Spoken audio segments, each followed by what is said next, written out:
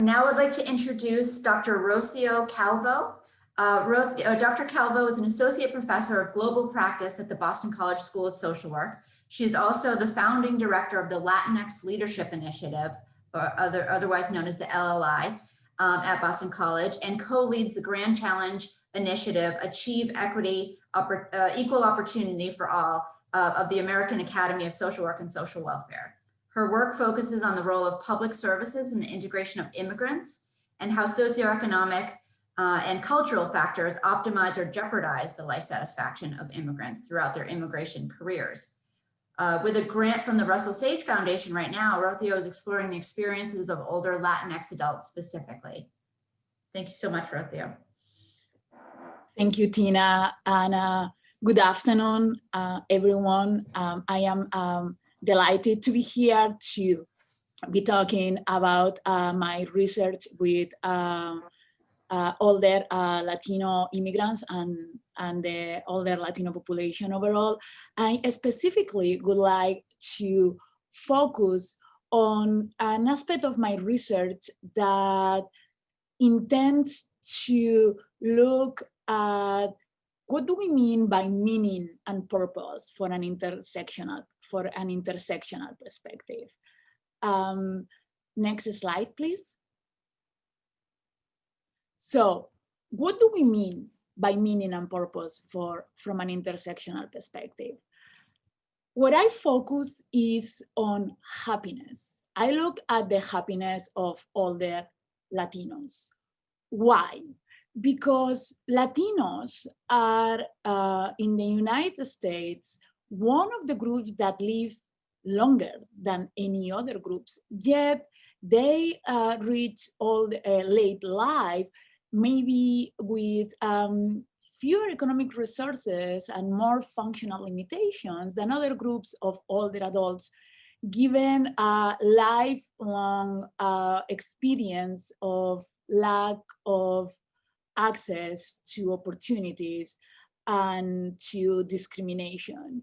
So when we look at how we face this longevity that Tina was talking at the beginning from an intersectional perspective, we look at the approaches that we usually look at, like successful aging, productive aging, we may assume that maybe Latinos, given the characteristics they have as a group when they reach late life, maybe perhaps less successful or less productive than other groups. So I look at happiness because it gives you an alternative indicator of success at late in life. Why it gives you an alternative indicator of success? Because it's very, very close related to meaning and purpose. Let me let me explain briefly what do I mean by happiness, so this all makes sense. Happiness has two main components. One is an affective component, how happy I am with today when I woke up and I saw the rain, that makes me not happy. That is immediate, and that is related to my feelings. How happy I am that I'm eating my favorite lunch.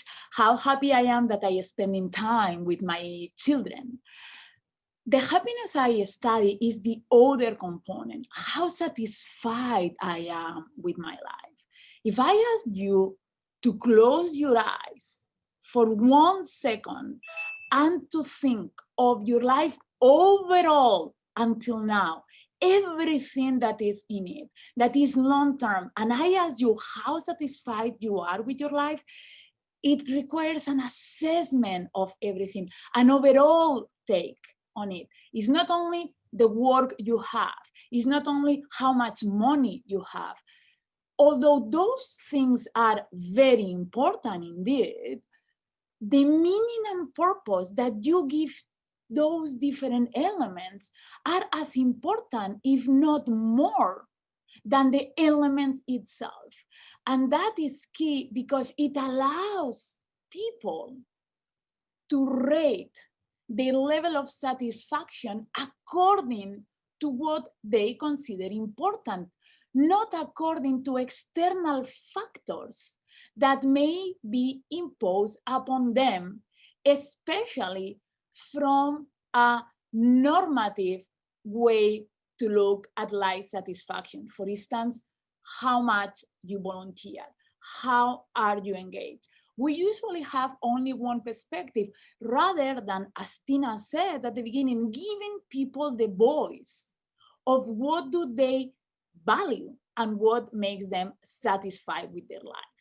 So this is where I look at, because at the end of the day, what I want to pinpoint are cultural factors that influence the successful aging of Latinos with their own measures, not with the measures that are imposed upon them from outside.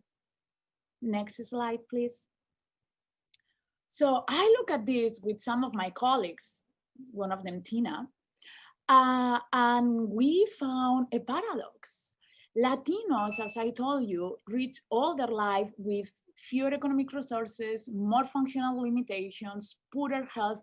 All those are indicators that has been associated with life satisfaction. Yet, they are the group of older adults that are more satisfied with their lives of all other groups in the United States, even than groups that have more economic resources and better health, for instance, like non-Hispanic whites. So, and that was puzzling, because why is that the case? Why they are doing things that we know, data show, research shows that they are, according to the parameters that we use to measure successful aging, they are not that successful, or other indicators that we use, for instance, to measure productive aging. They tend to retire earlier than others. They tend to work less. They tend to work because they have more functional limitations, so because they chose to retire. We know that they retire earlier than the non-Hispanic whites. So they are not engaged in work in later life as much as, for instance, the non-Hispanic whites. They have almost no economic resources. Most Latinos in the United States, don't plan for retirement economically. If they have any, most of their retirement is based on Social Security, so they live with very little resources, and they don't engage in volunteering. What I want to put the emphasis here is that applying the normative, the wide way to look at what makes you productive or successful late in life, did not, from the perspective, was not useful to look at Latinos. Next slide, please. So we keep digging of why this is the case. And we look at other data sets where we follow what people do for 24 hours. Because our hypothesis was there are either two things here. Either Latinos engage in activities that has not been studied in traditional categories of productive or of productive aging that gives them meaning and purpose, or they derive more meaning and purpose from the activities that has been traditionally associated with, for instance, productive aging. And we found that Latinos tend to involve less often in activities that have been associated with productive aging later in life, like volunteering or working, whether paid or unpaid. So that was yet another confirmation that our hypothesis was supported, that we need, from an intersectional perspective, to look at different factors. What we found is that Latinos do activities or engage more often in activities like religious participation or other activities like cooking that that give them more meaning and purpose later in life that, for instance, to any other group of older adults in the United States, specifically if we compare them with non-Hispanic whites.